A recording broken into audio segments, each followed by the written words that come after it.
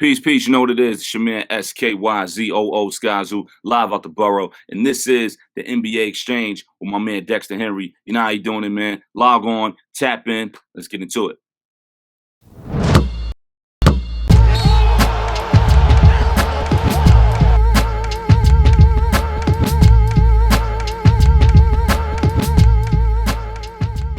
We are finally at the end of a busy free agency week. Coming up next week, it's the start of Summer League, so a lot of exciting stuff there. But on this episode today, we're going to talk a little bit about betting. That's right, future bets, and how this week of free agency has impacted how people who may bet on the NBA will bet on their teams and players for the 2021-2022 season. That all coming up in this episode of the NBA Exchange. Indeed, it's been a busy week of NBA free agency, and things are starting to slow down a little bit. So it's getting to that point where we can start predicting how the NBA landscape will look for the 2021-2022 season. And when you're looking at that landscape, that involves a lot of people who like to make bets, future bets on the teams, future bets on players. It's all very interesting in how it could play out. So to talk to me a little bit about that, about these moves, and how it might affect the odds for certain things, is my man Mike Mazzeo. He's the lead writer for Visit New York and also Catena Media. Maz, what's up, man? How you doing? Dex, pleasure to be here. Thanks so much for having me. Yeah, and I'm sorry, I said Visit Play New York.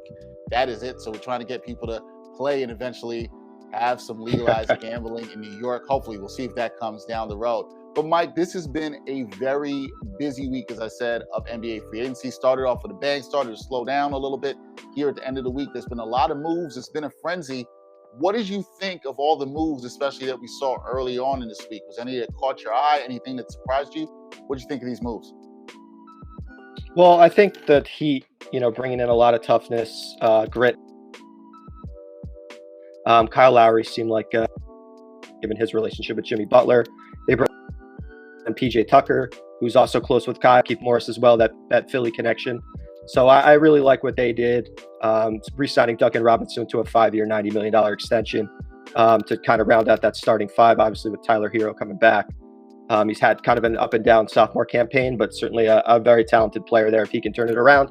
Pat Riley and Eric Spoelstra, probably arguably the best, GM front office combo, president combo, and coach in the league. So yeah, I really like what they did. That certainly stood out. And then obviously Russell Westbrook too, to the Lakers. I mean, adding an interesting piece there. Whether that works out, I'm not sure whether those pieces fit together, but if LeBron and Anthony Davis are healthy after last year, they're going to be very formidable. And a lot of their depth signings from, Carmelo, Dwight, Kendrick Nunn, Malik Monk, a lot of those signings look pretty good on paper, whether they can gel, and obviously health, I think it remains to be seen. And certainly, the Nets being the title favorites from bookmakers, adding Patty Mills, losing Jeff Green, which is unfortunate, but, adding a guy in Patty Mills who can shoot the lights out, has, title experience in San Antonio, has a really good relationship with Sean Marks. I think it was a really nice move for Brooklyn. So I think definitely Kyle Lowry to Miami and Russell Westbrook to LA were really the moves that stood out so far.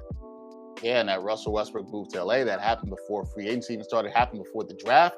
So it's been very busy and interesting since then. Now, you gave me some teams in the East, you gave me some teams in the West. Let's go back over to the East. The odds for Eastern Conference teams, you talked about the Nets. They are title favorites by most odds makers here. The Nets odds to win the Eastern Conference, this is via points bet there at plus 120. The Bucks at plus 400.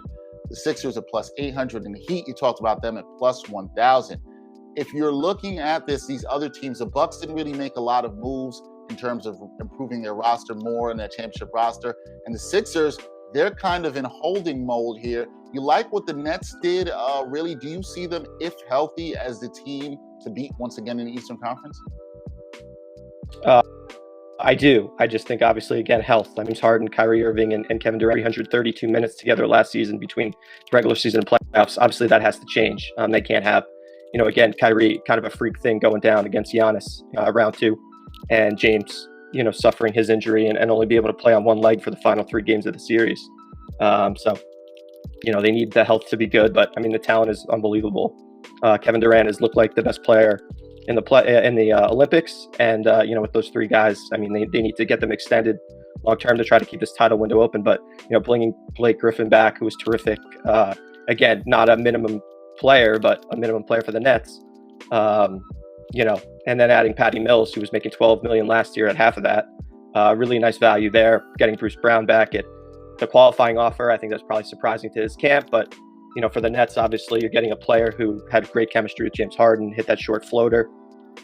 At $5 million is terrific value there. So they did a lot around the margins. They really couldn't do anything with the three guys locked in at max deals. But I think they're the favorites. I mean, they showed it against Milwaukee until the injuries happened. I mean, credit to Milwaukee, obviously. And, now Giannis will be a different player, I think, coming back with so much confidence. He doesn't have to worry about, I've won these MVPs, but I've never won big games. I mean, now he's got the championship in Milwaukee. I mean, he could leave tomorrow and his legacy would be secure. So I'm interested to see, is the free throw shooting real for him? Can he be a 70% free throw shooter? Because that's, that'd be a game changer for them. And they brought a lot of their core back besides PJ. So, I mean, it's certainly, they'll be, Middleton hit some huge shots. Drew Holiday played really well and justified all the picks they gave up. So they're going to be right in the mix. The Heat, like I said. And then, the Sixers, the big question is Ben Simmons going to be on the roster come day one?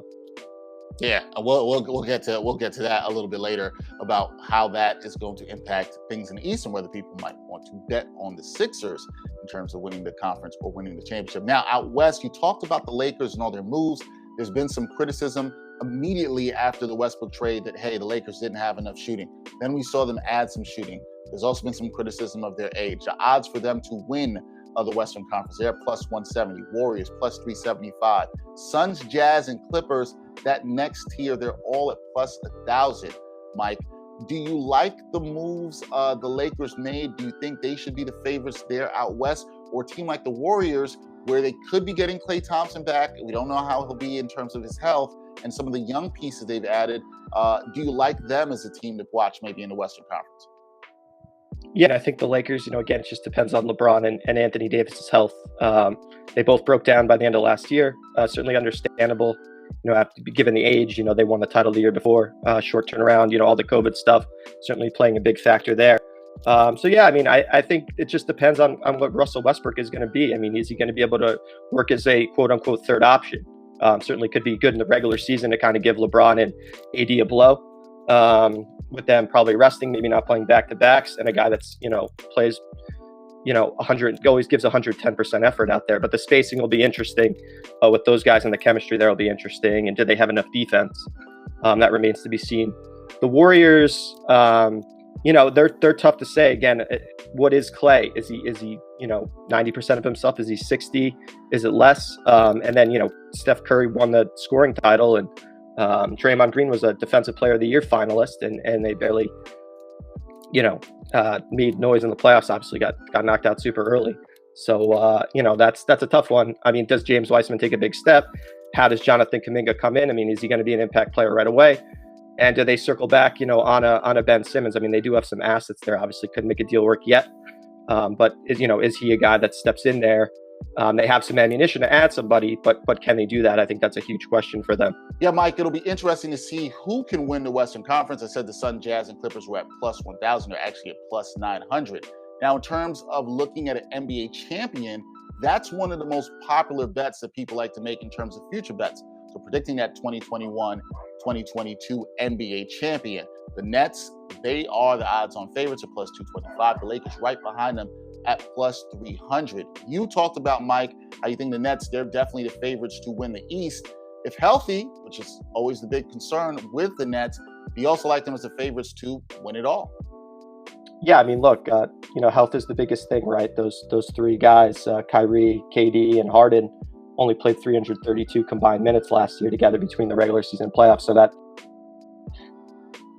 has to change. I mean, they need all those guys firing at 100% come playoff time. So they might need some rebounding help. They might need some defensive help, especially up front. But that's where that buyout market comes in. And then do they close on Andre Iguodala? They're right in the mix with the Lakers and Warriors there. So that would be kind of a game-changing move, even at his age, bringing his defensive leadership. So, the Nets are a team you have to be optimistic about. But again, it all comes down to health with them. All comes down to health. One of the other things, Mike, to keep an eye on, because we know we're still not done with free agency. I know things have slowed down. We are not done, but could there be trades out there? You talked about Ben Simmons earlier. Damian Lillard, still somebody that also possibly could move. People are going to maybe look at some of those teams as long shots to bet on in a particular kind of way. With the Ben Simmons situation in particular, because he could be traded, the Warriors are a possibility. The Knicks, even a possibility. There's a bunch of teams out there that's possibly could go to. Do you think he gets moved before the start of the season? Or do you think that, maybe this waits out to the trade deadline and these are teams people should keep an eye on betting-wise? Yeah, I mean, I think, I'm no expert in that field, but I mean, certainly the fact that there was a report, I think, that said that, everything was going through Rich Paul. He and the Sixers weren't really having communication. They talked about trying to do some stuff to work on his shooting. I guess that isn't happening. So, if there's a deal to be made, again, I mean, Ben Simmons is super valuable to them still, despite the fact he struggled. So, you're going to want to haul for him. Do they get that? Like you said, I mean, certainly the Warriors have those young pieces, but at least to this point, didn't seem like that was going to satisfy the Sixers in terms of what their asking price was, and then what the Warriors are looking for to give up. Are they looking to give up the farm for this guy after his trade value might be not as high as it was? I don't know. Like you said, I mean, the Knicks are even in the Damian Lillard sweeps that he says, I want to go to New York. Then they're right back in it, and an offseason that doesn't look that enticing necessarily. I mean, Kemba's a nice move.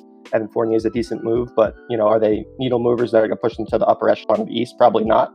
If they're able to put in some young assets and, match the contracts and add some future firsts and they get Damian Lillard, I mean, that's a game changer for them.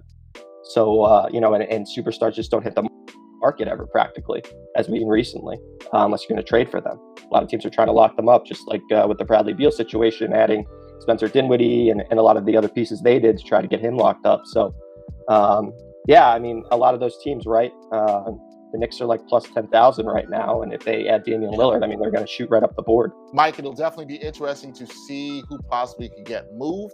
But with that being said, people are always looking at what future bets to make, whether it's team or player, but they're also looking at when to make those bets. Some people want to get in on the action early, right after free agency is over. Some people want to wait a little bit till they have some more information and see how these rosters look. When do you think is the best time to place an NBA future bet? Right. I mean, we were kind of talking about this before the show a little bit.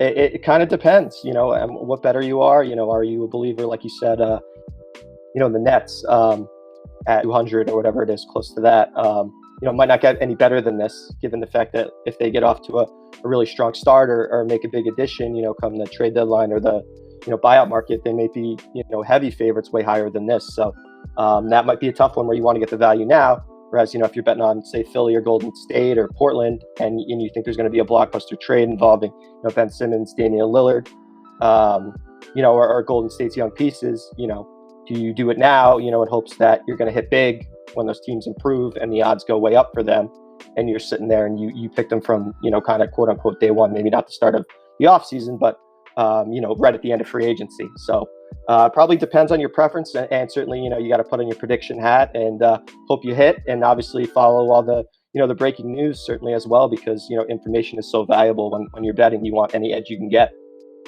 That is right. Information is key. The more information you have, better.